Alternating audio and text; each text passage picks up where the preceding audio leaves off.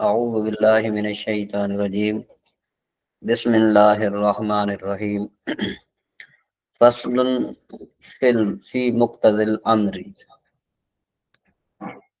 الامر بالفعل لا يقتضي التکرار ولہذا قلنا لو قال طلق امرأتی فطلقها الوکیل ثم تزوجها المعقد لیس للوکیل ان يطلقها بالامر اول ثانیا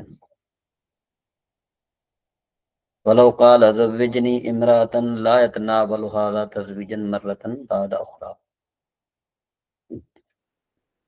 اس عبارت کے ذریعے بلکہ اس سے پہلے حضرت مصنف علیہ رحمٰ نے امر مطلق کے موجب کو بیان کیا تھا کہ امر کا موجب کیا ہے، امر مطلق کا موجب کیا ہے، وہ پہلے مصنف علیہ رحمٰ نے بیان فرمایا تھا۔ تو اب یہاں سے یہ بیان فرما رہے ہیں کہ جو امر بالفعل ہے، یعنی کسی کام کا حکم کرنا، یہ کیا تکرار کا تقاضا کرتا ہے یا تکرار کا تقاضا نہیں کرتا؟ تو اس بارے میں چار مذاہب ہیں۔ ان مذاہب کو سمجھنے سے پہلے تکرار کی تعریف جو ہے وہ ہمیں سمجھ لینی چاہیے۔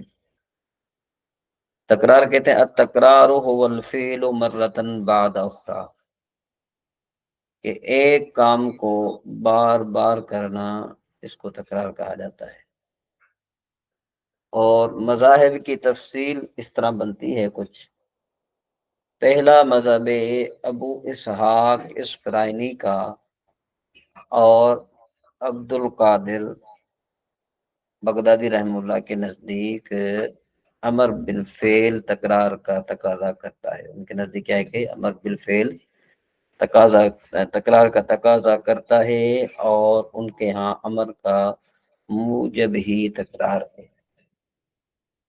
حضرت امام شافعی رحمہ اللہ فرماتے ہیں کہ امر بالفعل تکرار کا تقاضا بھی نہیں کرتا، تکرار کا تقاضا نہیں کرتا، ہاں البتہ وہ تکرار کا احتمال رکھتا ہے۔ تو یہاں سے آپ نے نا دو چیزیں آپ نے جو ہے نا سمجھنی ہے۔ پہلی بات تو یہ تھی کہ بھئی ایک بات آ گئی نا موجب، دوسرا لفظ آیا احتمال، یعنی محتمل کی بات آپ سمجھیں۔ تو موجب اور محتمل میں فرق کیا ہے؟ ان کے درمیان فرق یہ ہے کہ موجب وہ ہوتا ہے جو بغیر نیت کے ثابت ہوتا ہے۔ جو بغیر نیت کے ثابت ہو اس کو کیا کہا جاتا ہے؟ موجب کہا جاتا ہے۔ اور جو نیت کے بغیر ثابت نہ ہو اس کو محتمل کہا جاتا ہے۔ ٹھیک ہے جی؟ یعنی دوسرے لفظوں میں آپ یوں بھی کہہ سکتے ہیں کہ موجب وہ ہے کہ جو بغیر نیت کے ثابت ہو، جبکہ محتمل وہ ہے کہ جو نیت کے بغیر ثابت نہ ہو۔ دو مذاہب آ چکے تھے۔ اب تیسرا مذہب یہ ہے کہ بعض احناف اور بعض شوافع کے نزدیک امر بالفعل نہ تکرار کا تقاضا کرتا ہے اور نہ ہی تکرار کا احتمال رکھتا ہے۔ ہاں وہ کہتے ہیں کہ مگر دو صورتوں میں تکرار کا احتمال رکھتا ہے۔ دو صورتوں میں کیا ہوگا؟ تکرار ہوگا۔ کون سی؟ نمبر ایک، جب امر کسی شرط سے مشروط ہو، مثلا وَإِن كُنتُمْ جُنُبًا فَاطَّهَّرُوا، کہ اس آیت میں دیکھو تطہیر جنابت، تطہیر جو ہے نا وہ جنابت کے ساتھ مشروط ہے، کہ جب جب آدمی جنبی ہوگا تو وہ پاکی حاصل کرے گا۔ اچھا اس کے بعد پھر جی نمبر دو، یعنی دوسری جو ہے نا وہ صورت کون سی ہے؟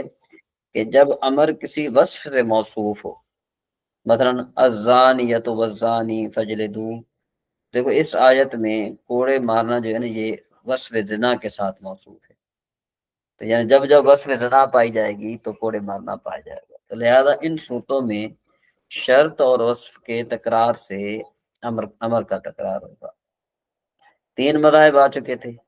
اب چوتھا مذہب احناف کا مختار مذہب یہ ہے کہ امر بالفعل نہ تکرار کا تقاضا کرتا ہے اور نہ ہی تکرار کا احتمال رکھتا ہے۔ اب چاہے وہ امر بالفعل کسی شرط سے مشروط ہو یا کسی وصف سے مقید ہو یا نہ ہو، ہر حال میں نہ تو وہ تکرار کا تقاضا کرتا ہے نہ ہی تکرار کا اعتماد رکھتا ہے۔ یہ تو بات یہاں تک مکمل ہوتی۔ اس کے بعد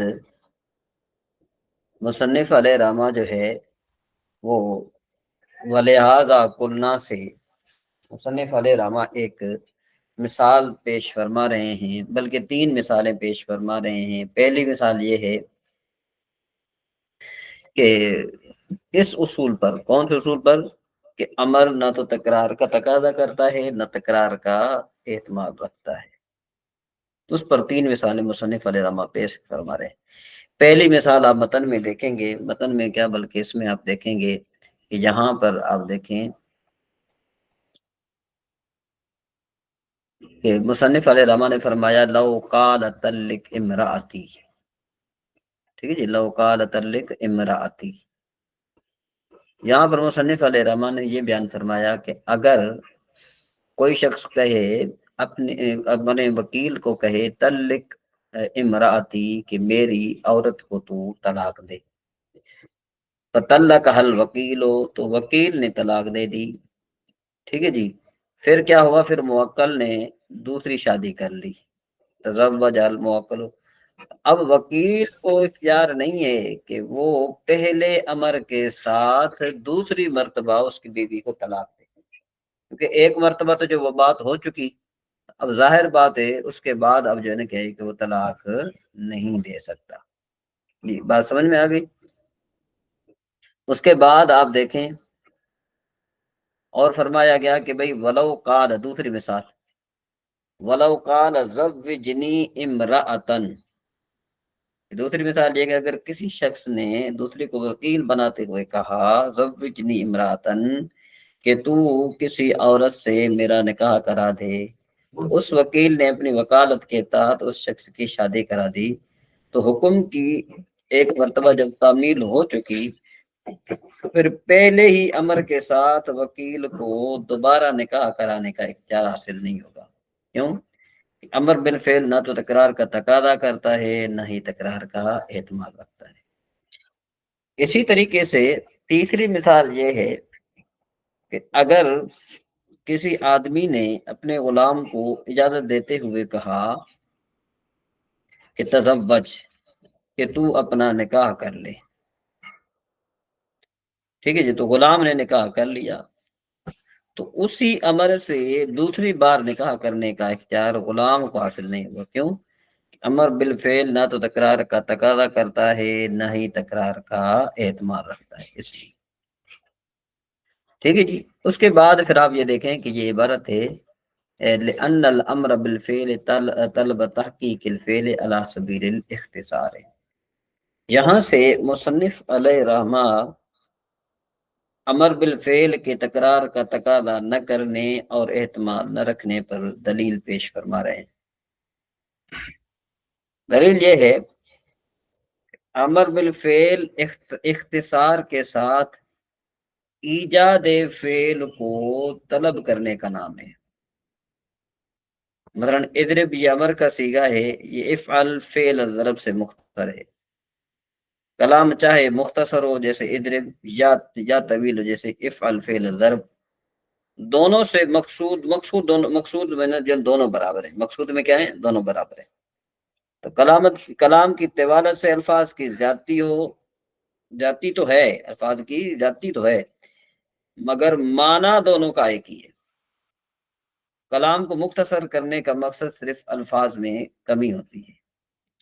اچھا، مزید یہ کہ طویل کلام فعل فعل ضرب مصدر پر مشتمل ہے، تو لہذا مختصر کلام اضرب بھی مصدر پر مشتمل ہے، ضرب، اور مصدر فرد اور فرد عدد کا احتمال نہیں رکھتا، کیونکہ فرد اور عدد کے درمیان میں فرق ہے۔ کس طرح؟